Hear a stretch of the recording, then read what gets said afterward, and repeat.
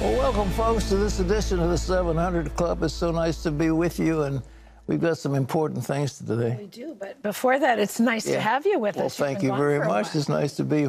I've been writing a book. It's called I've Walked with the Living God, and it's about 100 years of experience with the Lord. Wow, and you took the whole month and just kind of downloaded I dumped into it. The Lord got his hands on me, and we did that. And that's going to be, we've got a number of pages of pictures. I had to go over a lot of stuff, but it's about ready. And then I think that we can introduce it sometime in December, January frame. So that's kind of exciting. And we had so much activity with the school. I had to make sure we raised some money, and we got a submission still to the Southern Association for the university, and we had a board meeting of CBN and up in the mountains, and I had a board meeting of the ACLJ. And, no rest for the weary, right? No. So I've been busy. I haven't been, lazy. I haven't had much time off, but it's good to be back. Yes, well, it's good to have you back. Thank you. We've got some exciting news today.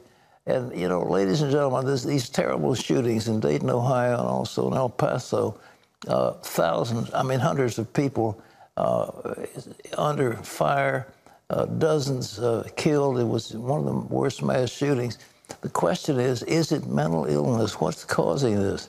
It isn't just the availability of guns, and it's not just President Trump, because the killer in El Paso was writing these horrible things about immigrants and Mexicans before Trump was even inaugurated.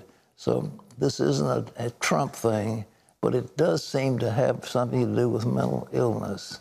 And in El Paso, Texas, and Dayton, Ohio, the people are gripped by shock and grief. Amber Strong has more. 2 communities are in mourning, and the demand for legislative action from Washington is growing after 2 mass shootings in less than 24 hours. In Texas, vigils are taking place on both sides of the border to remember the victims of Saturday's mass shooting in El Paso. AK, somebody's got shot.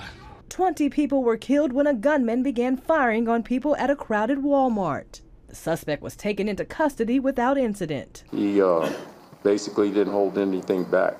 Particular questions were asked, and he responded. Investigators say the motive was a hatred of immigrants. And according to a manifesto believed to be posted by the gunman, the goal was to stop a, quote, invasion of Hispanics. We are treating it as a domestic terrorism case, and we're going to do what we do to terrorists in this country, which is deliver swift and certain justice. Mirabel Latin was shot while raising money for her child's soccer team. I had to pretend I was dead, and all I could say is, God, please take care of my children. Just 13 hours later, people start running, and that's when I started hearing shots fired. A second mass shooting, this time at a popular entertainment district in Dayton, Ohio. 9 people were killed, among them the alleged shooter's sister. Police responded immediately, taking out the gunman in less than 1 minute. Their amazing courage and their response undoubtedly saved many, many, many lives. Although there is no known motive so far, high school classmates allege the shooter kept a hit list of fellow students.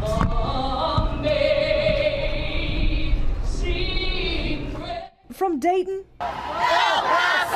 to Washington, a search for answers to the nation's gun violence. Presidential candidate and El Paso native Beto O'Rourke lays the blame for Saturday's shooting at the feet of the president. Anybody who begins their campaign for the presidency by calling Mexican immigrants rapists and criminals, anyone who, as president, describes asylum seekers at the U.S.-Mexico border as an infestation or an invasion or animals, sows the kind of fear, the kind of reaction that we saw in El Paso yesterday. While the El Paso shooter was supportive of the president's policies, online posts state his views on immigrants predate Trump's presidency. These are crazy people, sick people. And until we figure out why we're creating this many people like this in this culture, why we're giving them such wide sort of audiences on social media, why we're making weapons available to them when they probably shouldn't get them, those are the conversations to have. Gun control advocates may get their wish as President Trump took to Twitter to call on Congress to come together for stronger background checks as well as immigration reform. Amber Strong, CBN News, Washington. Thanks, Amber. You know, there was a court ruling some years ago that said that you cannot incarcerate people because of mental illness. And so many people who should have had treatment, compulsory treatment, are now on the streets. The many are homeless, and they certainly are disenfranchised. They feel lonely. They're not part of the civic groups. And we need all of the civic structures, whether it's Rotary clubs, whether it's bowling leagues, whether it's churches, whatever it is. We need more of that. But these people are always alienated. They feel alone, and they feel rage in their hearts, but they're mentally sick. And I think many of the psychedelic drugs, or at least the drugs that are given people, cause some of the problems. You know, the Prozacs and others are causing mental sickness. So the whole thing has got to be dealt with. But these things are shocking, and it isn't just weapons, and it certainly isn't just Trump. Well, in other news, Iran has secretly seized another tanker in the Persian Gulf. It looks like they're looking to fight a war. Why are they doing this? Well, let's go for more from CBN News. Pat, this is the third tanker Iran has seized in the last 2 weeks. The ship was carrying about 6,000 barrels of oil. The Revolutionary Guard claims an Iraqi vessel was smuggling Iranian oil into other Arab nations. Iraq says it is not connected to the vessel. In July, Iran seized a British flag tanker, prompting the UK to send another warship to the region. Roughly 20% of the world's oil supply flows out of the Gulf through the Strait of Hormuz. Despite the tanker seizures and the downing of drones by Iran and the U.S., the ongoing confrontations in the Gulf so far have had little impact on oil prices. President Trump is telling his advisors he wants all U.S. troops out of Afghanistan by 2020. That's creating tension in the administration. Military officials believe some troops should remain in the country to fight terror groups like al-Qaeda and ISIS.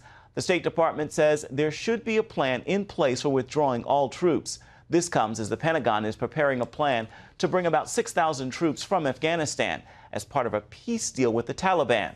The agreement will require the Taliban to negotiate a peace deal directly with the Afghan government and to guarantee the country will not be a launching pad for international terrorist activity.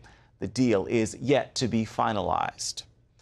There are reports of fighting in the streets of Hong Kong today. Protesters in Hong Kong fill public parks and squares in several districts, shutting down transportation hubs.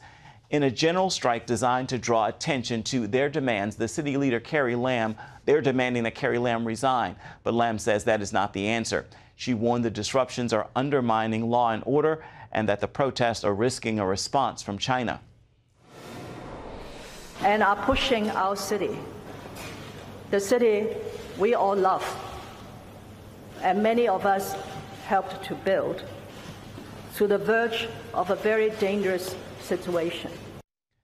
There are also reports of a Chinese troop buildup on the border of Hong Kong, and the Chinese army has released a promotional video for its troops in Hong Kong showing them dealing with demonstrators, including aiming sniper guns at them. Pat, back to you.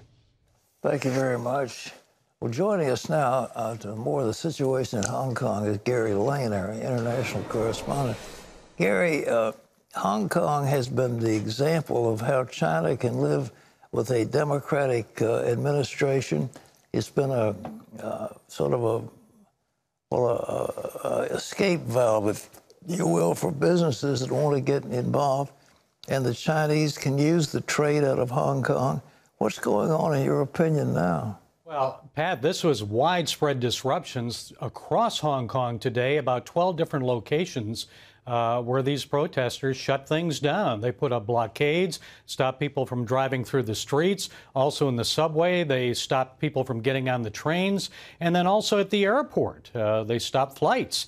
There were 200 flights canceled by the airlines today in Hong Kong. So transportation basically was crippled today, but also business. There was disruptions in business. And when you start shutting down business and costing people money, corporations that do business or are based in Hong Kong lost value in their stocks today. Cathay Pacific, because those flights were canceled, dropped about 3.4%.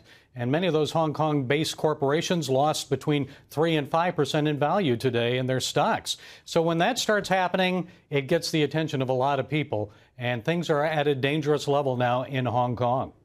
Well, do you think the Chinese government is going to move troops in, or are they just threatening right now? That is the concern of the U.S. government.